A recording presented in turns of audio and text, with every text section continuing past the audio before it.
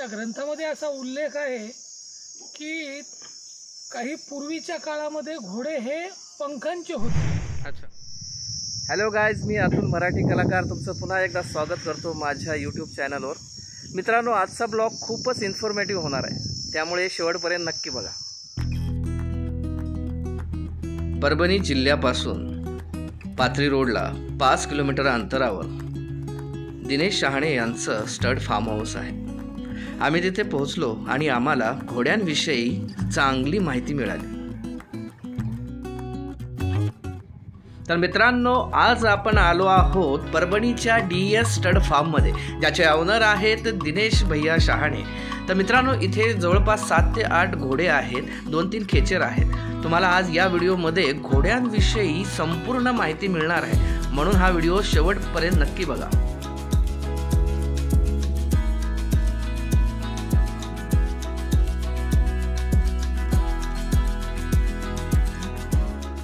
दिनेश दादा, नमस्कार. नमस्कार. तुम्ही आम्हाला आज DS स्टड फार्मला बोलवलं, त्याबद्दल तुमचे खूप खूप आभार. तर दिनेश दादा, मला उत्सुकता लागली आहे तुमच्या या फार्म हाऊसबद्दल माहिती जाणून घेण्याची. तर मला थोडीशी माहिती सांगाल? बोला, सांगा. मला सांगा, तुम्ही हे जे घोडे वगैरे सांभाळताय, ते मी आता पाहिलं आल्या 7-8 घोडे आहेत, तर यांचा तुम्हाला मेंटेनन्ससाठी म्हणजे एका दिवसाचा खर्च किती जातो? आपल्याला मेंटेनन्ससाठी साधारण 300 ते 400 रुपये मिनिमम खर्च लागतो एका घोड्याला, एका घोड्यासाठी. अच्छा अच्छा. अरे बापरे. मग तुम्हाला काही असे अडचणी प्रॉब्लेम येत असतील ना एवढ्या प्राण्यांना सांभाळायचं म्हणजे? हो ना. मग आता शेती आपली घरची आहे, त्याच्यामुळे ते थोडंसं मेंटेनन्सला बी थोडा फरक पडतो. अच्छा. तर त्या हिशोबाने आपण ते मेंटेनन्स आपण थोडंसं सांभाळू शकतो, नाही तर इतक्या घोड्यांचं थोडंसं अवघड होते. मग तुम्ही याच्यातून काही व्यवसायही करता का या घोड्यांचा? की हो, आम्ही ते आता कसं पहिले आपल्याकडे शौक होता म्हणजे वडिलांपासून. अच्छा अच्छा. पहिले आमच्याकडे एकच घोडा होता. हा हा. मग त्याच्यानंतर मग बरेच अशा इन्क्वायरी आल्या की बाबा लग्न कार्यात तुम्ही द्या. मग आपला शौक बी होतो आणि मेंटेनन्स निघते आणि घोड्याचं बी थोडंफार मेंटेनन्स निघते.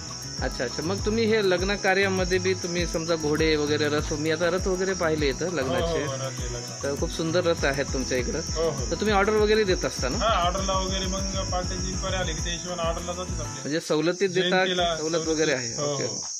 तर मित्रांनो, तुम्हाला जर दिनेश भैयांना घोड्यांची वगैरे ऑर्डर द्यायची असेल तर खाली स्क्रीनवर त्यांचा नंबर दिसत आहे, तर त्याचा स्क्रीनशॉट काढून त्यांना कॉन्टॅक्ट करा.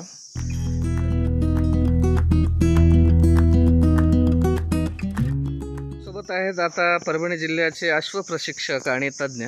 तर यांच्याकडून आपण अश्वांबद्दल, घोड्यांबद्दल माहिती घेणार आहे. प्रकाश दादा, नमस्कार. तुमचं माझ्या चॅनलवर स्वागत आहे. नमस्कार. नमस्कार. तर प्रकाश दादा, आम्हाला घोड्यांची माहिती सांगा, उगमस्थान वगैरे काय आहे?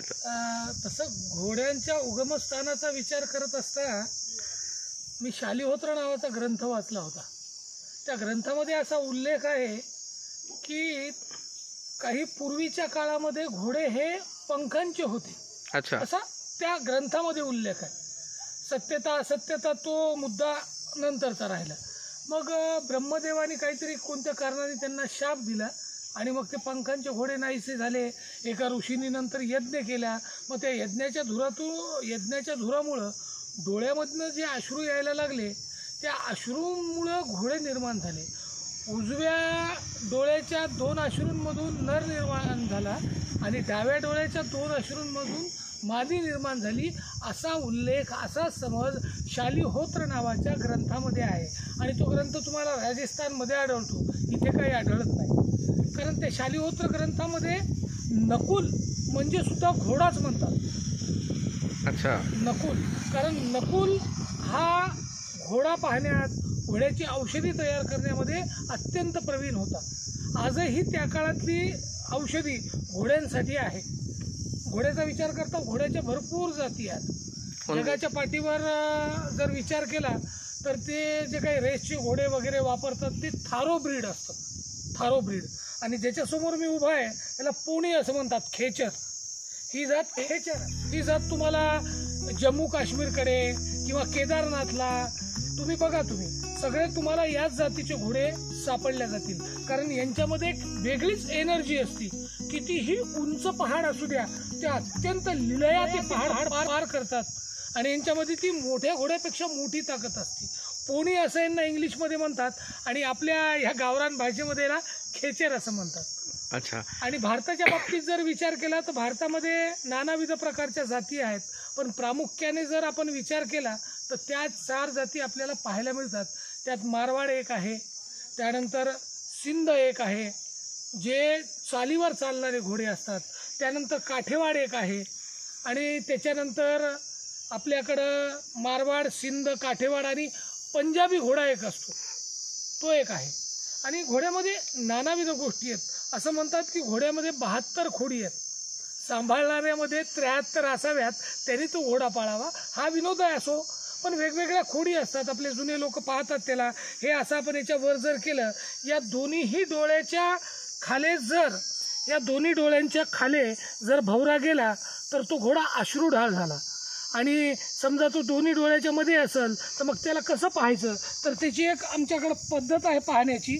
एक बारीक काडी घ्यायची, त्या काडीनं बघायचं की तो कुठं आहे, या अशा प्रकारचं पाहावं लागतं त्याला, या अशा प्रकारे.